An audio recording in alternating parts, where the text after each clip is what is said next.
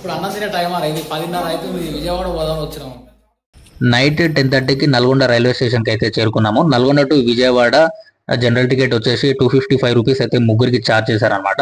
Finally మేము ముగ్గురం అయితే ట్రిప్కి వెళ్ళడం జరుగుతుంది. మేము నలుగురం ప్లాన్ వేసుకోవడం జరిగింది. ఫైనల్లీ ముగ్గురమే ట్రిప్కి వెళ్ళడం జరుగుతుంది. ఇట్లా ఉంటుంది మనతోని. మళ్ళీ వెళ్తున్నాం నల్గొండ టు విజయవాడ. ట్రైన్ కూడా వచ్చేసింది. చలో చలో చలో చలో చలో ఎడంగా బ్రో చూసావా ఎటుందా? మామూలు అంతా నిద్రపోయారుగా సప్పగా అంతా నిద్రపోయారు కదా. ఫైనల్లీ విజయవాడ అయితే చేరుకున్నాం అనమాట. అది కూడా 4 గంటల జర్నీ తర్వాత. మనమైతే టికెట్ తక్కువ రేటుకి వస్తుంది అని చెప్పేసి జనరల్ టికెట్ అయితే తీసుకోకండి. ఖచ్చితంగా రిజర్వేషన్ బుక్ చేసుకోండి. ఎందుకంటే మనకు ఆ జర్నీ టైంలో అనేది మనకు స్లీప్ అనేది ఉండదు, రెస్ట్ అనేది ఉండదు. ప్రాపర్గా మనం పోయి విజయవాడ అయితే రీచ్ అయిపోయాం నా బ్యాచ్తో.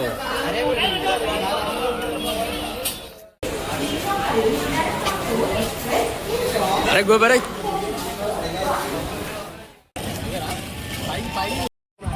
ఎట్లా చెప్పు, ఆటోకి పోదామా నడుచుకుంటూ వెళ్దామా? ఎట్లా కిలోమీటరా? నల్గొండ టు విజయవాడకి వెళ్ళిన తర్వాత రైల్వే స్టేషన్ జంక్షన్లో దిగిన తర్వాత మనకు ఈ నుంచి గుట్ట దగ్గరికి అయితే 1 కిలోమీటర్ అయితే ఉంటుంది. నడుచుకుంటేనే వెళ్ళొచ్చు, లేకుంటే ఇక్కడ ట్యాక్సీ ఉంటుంది, లేకుంటే ఆటోకి వెళ్ళొచ్చు అనమాట. విజయవాడకు వస్తే గుట్ట మీద పోవాలన్నా 2 రూట్లు అయితే ఉంటాయి. ఆ స్తూపం కాంచి పోతేనేమో బస్ స్టాండ్కి పోతారు, ఇటు నుంచి పోతేనేమో సీదా గుట్ట మీద పోతారు అనమాట. ఇక కొద్ది నిమిషాల్లోనే మనము కొండ దగ్గరికి చేరుకుంటాము.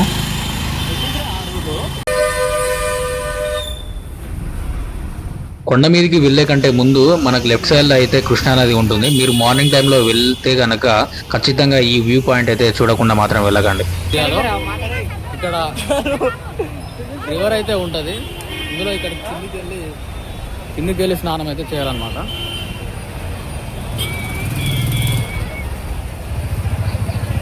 ఇది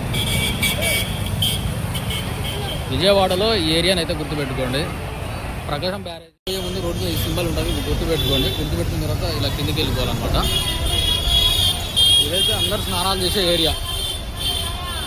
స్నానము అయిపోయిన తర్వాత అమ్మవారి వద్దకు వెళ్లే దారిలోనే మనకైతే చీర, కొబ్బరికాయ, పూలు అమ్మే వాళ్ళు ఉంటారనమాట. పూలు, కొబ్బరికాయ, చీర అయితే తీసుకొని గుట్ట మీదకి వెళ్ళిపోవడం జరిగింది. కొండ మీదకి లగేజ్తో కనుక వెళ్తే మనము లగేజ్ ఎక్కడ పెట్టాలని చెప్పేసి భయపడాల్సిన అవసరం అయితే లేదు. అక్కడ లగేజ్ తీసుకునే వాళ్ళు ఉంటారు. పర్ బ్యాగ్ వచ్చేసి వాళ్ళు 10 రూపీస్ అయితే ఛార్జ్ చేస్తారనమాట. ఫోన్స్ అయితే లోపలికి ఎలా ఉండవు. సక్సెస్ఫుల్లీ దుర్గాదేవి మాత విజయ దర్శనం అయితే కంప్లీట్ కావడం జరిగింది అనమాట. ఇక గుట్ట కిందికి అయితే దిగుతున్నాము. ఇంకో విషయం ఏంటంటే ఫోన్స్ అయితే లోపలికి ఎలా ఉండవండి. ఖచ్చితంగా లోపలికి వెళ్ళేటప్పుడు చెక్ చేస్తారు. కాబట్టి మీరైతే ఫోన్స్ లగేజ్ బ్యాగ్ లో పెట్టి అక్కడ లగేజ్ కౌంటర్ లో ఇవ్వడం అయితే మంచిదన్నమాట. నేనైతే చెప్తే వినకుండా మా ఫ్రెండ్ అయితే ఫోన్ లోపలికి తీసుకొచ్చాడు. అక్కడ చెకింగ్ చేయడం వల్ల మా ఫ్రెండ్ దొరికిపోయి మళ్ళీ ½ అన్ అవర్ డిలే అయింది అనమాట దర్శనానికి. కాబట్టి మీరు మాత్రం ఈ పని అయితే చేయకండి. నల్గొండ నుంచి 4 గంటలు జర్నీ చేసి కనీసం నిద్ర పోకుండా మనము 4 గంటలు వేసి ఉండి జర్నీ చేసి విజయవాడకు వస్తే 4 నిమిషాలు కూడా చూడలేదు దేవుణ్ణి. అట్లా ఉంది సిచ్యువేషన్. ఈ ప్రకాశం బ్యారేజ్ బ్రిడ్జిని చూడగానే 4 గంటల జర్నీని కూడా మర్చిపోయాము. విజయవాడ రావాలనుకుంటే ఖచ్చితంగా రండి. అలాగే ఈ బ్రిడ్జిని మాత్రం చూడడం మాత్రం మర్చిపోకండి. ఇది వచ్చేసి ప్రకాశం బ్యారేజ్ బ్రిడ్జ్ అన్నమాట. టైంలో రివర్ లో ఎక్కువ వాటర్ లేవు, కానీ వర్షాకాలంలో వస్తే మాత్రం చాలా బ్యూటిఫుల్ గా ఉంటది. కొండ మీద నుంచి సీదా కిందికి రాగానే జ్యోతిషుడు అయితే కలిసిండు అనమాట. మావానికి పెళ్లి కావట్లేదని చెప్పేసి చూపిస్తే మావానికి గండం ఉందని చెప్పేసి జ్యోతిషుడు అయితే చెప్పడం జరిగింది. ఇంకో విషయం చెప్పడం మర్చిపోయాను. మనకైతే గుడి ఎంట్రన్స్ లో ఫ్రీ బస్ అవైలబుల్ ఉంటుంది అనమాట. ఎవరైతే కొండ మీదకి నడవలేని వారు ఉంటారో వాళ్ళు క్యూలో నిలబడి బస్ ఎక్కి ఫ్రీగా అయితే కొండ మీదకి అయితే వెళ్ళొచ్చు అనమాట. అంతేకాకుండా మనకు పైన అయితే లడ్డూలు అవైలబుల్ ఉన్నాయి. అంతేకాకుండా ఎంట్రన్స్ లో కూడా లడ్డూలు అవైలబుల్ ఉన్నాయి. కాకపోతే అక్కడ ఫోన్ పే లేదనమాట. అలాగే మనము సీదా ఇలా కిందికి వెళ్ళేసిన తర్వాత సీదా ఇలా రైల్వే స్టేషన్ సైడ్ వెళ్తుంటే మనకు అక్కడ పక్కన మసీద్ అవుతుంది అనమాట. మసీద్ కాడి నుంచి మనం లెఫ్ట్ సైడ్ తీసుకుంటే మళ్ళీ కొండ కిందికి వెళ్తాము. అక్కడ కూడా లడ్డూలు అవైలబుల్గా ఉంటాయి. అక్కడ కిందికి వెళ్ళమంటున్నా అంటే అక్కడ మాత్రమే ఫోన్ పే అవైలబుల్గా ఉంటుంది. అక్కడ మనకు వచ్చేసి అక్కడ QR కోడ్ పెడతారు అనమాట. QR కోడ్ని ఫోన్ పే ద్వారా స్కాన్ చేసి వాళ్ళకు లింక్ పంపిస్తారు. ఆ లింక్ క్లిక్ చేసి మనమైతే మనకి ఎన్ని లడ్డూలు కావాలి, ఎన్ని పులిహోర ప్యాకెట్లు కావాలి అయితే మనం దర్శనం అయిపోయిన తర్వాత లడ్డూలు తీసుకున్న తర్వాత అయితే వెళ్లే దారిలో ఈ ప్రకాశం బ్యారేజ్ ప్రాజెక్ట్ అయితే చూడకుండా వెళ్ళకండి. ఎందుకంటే దీనికి ప్రత్యేక స్థానం ఉంది విజయవాడలో.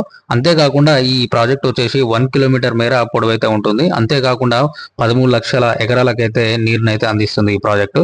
ఈ ప్రాజెక్టు వచ్చేసి కృష్ణానదికి మధ్యలో అయితే కట్టడం జరిగింది అనమాట. దాని పక్కనే మనకైతే కనకదుర్గమ్మ టెంపుల్ అయితే ఉండడం జరుగుతుంది.